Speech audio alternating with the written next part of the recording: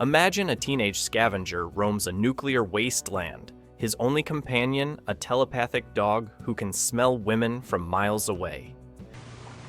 I told you to stop looking at me like that or I'll bust your teeth out. Together, they hunt for food, water, and female survivors in a world where civilization has crumbled into dust. This isn't your typical boy and his dog story. When A Boy and His Dog hit theaters in 1975, America was still reeling from Vietnam, Watergate, and a growing distrust of authority. Director L.Q. Jones took Harlan Ellison's provocative novella and crafted something that felt both timely and timeless. A dark mirror reflecting society's anxieties about survival, morality, and human nature. With a shoestring budget of just $400,000, this micro-budget masterpiece proved that powerful storytelling doesn't need Hollywood polish. While it never achieved blockbuster status, it carved out something more valuable, a permanent place in cult film history. A Boy and His Dog isn't just another post-apocalyptic adventure. It's a morally complex examination of loyalty, survival, and the price of companionship when the world ends. From its unforgettable telepathic conversations to its shocking finale, this film continues to provoke, disturb, and fascinate audiences nearly 50 years later. What makes A Boy and His Dog remarkable isn't what it shows, but how it shows it. Working with practically no money, director L.Q. Jones transformed the barren landscapes of Coyote Dry Lake into a convincing nuclear wasteland. The film's visual power comes from its stark simplicity. Endless stretches of cracked earth under a merciless sun, punctuated by the occasional rusted car or concrete ruin. This isn't the elaborate set design of bigger-budget sci-fi films, but it's infinitely more believable. The cinematography embraces this harsh minimalism. Wide shots emphasize the character's isolation against the vast emptiness, while close-ups capture the grime and desperation etched into every face. The color palette is deliberately muted, browns, grays, and faded blues that suggest a world drained of life and hope. When we finally descend into the underground society of Down Under, the sudden shift to clean whites and sterile lighting feels jarring and artificial, perfectly contrasting the authentic decay of the surface world. Perhaps the film's greatest technical achievement is making the telepathic communication between Vic and Blood feel natural and unforced. Rather than relying on flashy special effects, Jones uses simple voiceover and careful editing to establish their mental connection. The dog's sardonic commentary, delivered in the gravelly voice of Tim McIntyre, becomes one of the film's most memorable elements. This invisible effect succeeds because it serves the story rather than calling attention to itself. The production faced constant challenges that became creative opportunities. Limited locations forced the filmmakers to maximize every setting. The underground sequences, filmed in actual underground spaces, feel genuinely claustrophobic and otherworldly. The costume design reflects the film's practical approach. Vic's leather jacket and makeshift armor look like genuine survival gear, not Hollywood post-apocalyptic fashion. Sound design plays a crucial role in creating atmosphere. The surface world is often eerily quiet, broken only by wind, footsteps, and the occasional distant sound. This silence makes the telepathic conversations feel more intimate and significant. Underground, the mechanical hums and artificial lighting create an oppressive contrast to the natural world above. These technical choices weren't just budget-driven compromises, they were aesthetic decisions that gave the film its distinctive edge and lasting power. Don Johnson's performance as Vic anchors the entire film, and it's fascinating to watch this early glimpse of the actor who would later become a household name. Johnson plays Vic as a feral teenager shaped by a brutal world, crude, impulsive, and morally stunted, yet somehow sympathetic. In the opening scenes, we see him casually scavenging through ruins, treating the apocalypse like a normal day at the office. Johnson captures both Vic's childlike enthusiasm and his disturbing indifference to violence. When he discovers a woman's corpse and shows more interest in her boots than her humanity, Johnson makes this moment unsettling without turning Vic into a complete monster. The real star, however, is Blood the dog, brought to life through the remarkable performance of Tim McIntyre's voice work. Blood is sardonic, world-weary, and infinitely more intelligent than his human companion. McIntyre delivers lines like, "I'd say she's perfect for you, she's dumb," with perfect timing and genuine affection. The telepathic conversations between Vic and Blood form the emotional core of the film, creating an odd couple dynamic that's both comedic and touching. Jason Robards brings gravitas to his role as the underground society's leader. Despite limited screen time, Robards conveys the weight of a man trying to preserve civilization through increasingly desperate measures. His scenes with Johnson crackle with tension as two different survival philosophies clash. The film's most memorable scene might be Vic's first encounter with the underground world.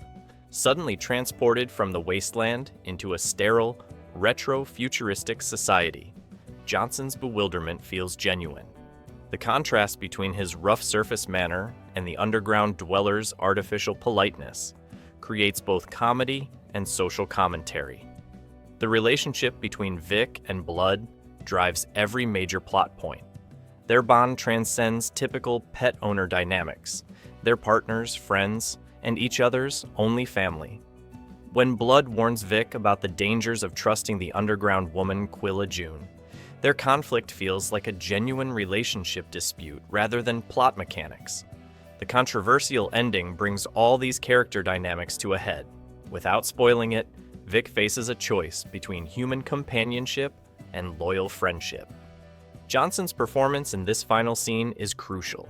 He must convince audiences that Vic would make such an extreme decision while remaining true to the character established throughout the film. Suzanne Benton as Quilla June represents everything the surface world lacks: civilization, femininity, and apparent innocence. Benton plays her with deliberate artificiality that mirrors the underground society's fake wholesomeness. Her performance becomes increasingly unsettling as we realize her seemingly naive exterior masks calculating manipulation. The contrast between her pristine appearance and the grimy reality of Vic's world emphasizes the film's themes about authentic versus artificial survival. The casting itself tells a story. Don Johnson was relatively unknown, lending authenticity to his portrayal of a wasteland survivor. The decision to cast established actors like Jason Robards in smaller roles gave weight to the underground sequences while keeping the focus on the central boy and dog relationship. Even minor characters feel lived in and real, from the desperate scavengers to the eerily cheerful underground committee members. These performances work because they serve the film's larger themes about loyalty, survival, and what defines humanity when civilization collapses. When A Boy and His Dog first appeared in theaters, critics didn't know what to make of it. Roger Ebert gave it 2 stars, calling it a film with a premise I cannot accept. Many reviewers were put off by its dark humor and moral ambiguity, dismissing it as exploitation masquerading as science fiction. The film's limited theatrical release meant most audiences missed it entirely during its initial run. But something interesting happened in the years that followed. As the film found its way onto late-night television and eventually home video, audiences began to discover its unique blend of satire and sincerity. What initially seemed like crude exploitation revealed itself as sophisticated social commentary. The film's reputation slowly transformed from cult curiosity to recognized classic. The most controversial element remains the ending, which sparked fierce debates that continue today. Without spoiling the specifics, Vic makes a choice that many viewers found shocking and morally reprehensible. Some critics argued this finale undermined any sympathy the character had built up throughout the film. Others saw it as the logical conclusion of the story's themes about survival and loyalty. Harlan Ellison himself defended the ending, arguing that it was essential to the story's meaning. The film's treatment of women also generated significant discussion. Some viewed it as misogynistic, while others argued it was satirizing toxic masculinity and sexual violence. These debates intensified as feminist film criticism gained prominence in the 1980s and 1990s. Over time, audiences began to appreciate the film's prescient themes. Environmental concerns, social collapse, and questions about human nature became increasingly relevant. The telepathic bond between Vic and Blood seemed less like a fantasy gimmick and more like a meditation on interspecies communication and companionship. Academic interest followed popular rediscovery. Film scholars began examining the movie as part of the post-Vietnam cinema movement, alongside works like Taxi Driver and Apocalypse Now. Its influence on later post-apocalyptic films became clear as the genre expanded. Hidden details emerged through repeated viewings. The underground society's obsession with wholesome Americana revealed itself as sharp social satire. The film's structure, following the hero's journey into literal and metaphorical underworlds, showed sophisticated storytelling beneath its rough surface. Today, A Boy and His Dog occupies a unique position in film history, no longer shocking, but still provocative, appreciated for its craft while remaining morally complex. The film's journey from exploitation curiosity to cult classic mirrors the broader evolution of genre cinema appreciation. Horror and science fiction films once dismissed as B-movies gained critical respect as scholars recognized their cultural significance.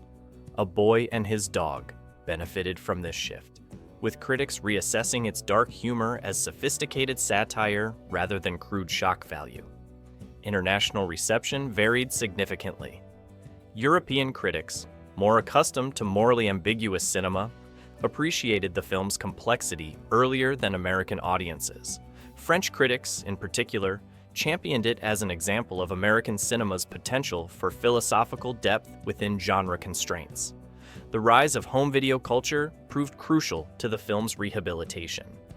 Without the pressure of opening weekend box office numbers, viewers could discover it organically and spread word through fan communities.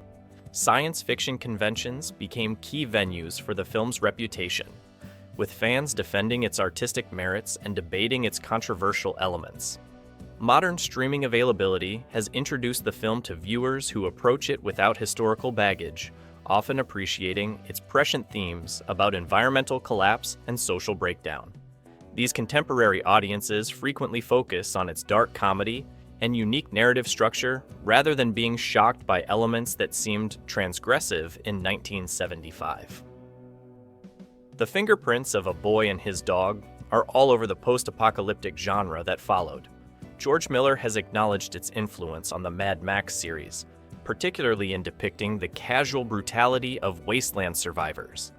The film's vision of scavengers roaming a nuclear desert became the template for countless later works, from The Road Warrior to Fallout video games.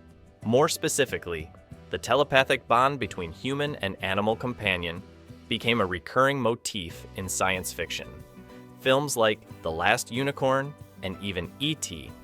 explored similar themes of interspecies communication and loyalty. The Fallout game series directly references the film, featuring a companion dog named Dogmeat and exploring similar moral choices in post-nuclear America. The film's relevance has only grown stronger in recent decades. Climate change anxieties make its environmental devastation feel less like science fiction and more like potential documentary. The breakdown of social institutions, political polarization, and questions about what holds civilization together resonate powerfully with contemporary audiences. The underground society's obsession with traditional values and wholesome imagery feels remarkably prescient in an era of culture wars and political nostalgia. Their attempt to preserve an idealized past while ignoring present realities mirrors current political movements across the spectrum. Perhaps most importantly, the film's exploration of loyalty and moral choice remains timelessly relevant. In an age of increasing social isolation, the bond between Vic and Blood offers both a model of genuine companionship and a warning about the choices we make when faced with competing loyalties. The animal-human relationship at the film's center speaks to contemporary concerns about environmental stewardship and our responsibilities to other species. Blood's intelligence and moral clarity compared to the human characters suggests uncomfortable questions about who really deserves to inherit the Earth. Streaming platforms have introduced the film to new generations who encounter it without the baggage of its initial controversy. These viewers often appreciate its dark humor and moral complexity more readily than audiences shocked by its initial transgressive impact. A Boy and His Dog endures because it refuses easy answers. It presents a world where survival trumps morality, where loyalty matters more than conventional ethics, and where the bonds between species might be stronger than those within them. These themes feel more relevant now than ever, as we face our own questions about civilization's fragility and what we owe each other when everything falls apart. The film stands as proof that great science fiction doesn't predict the future.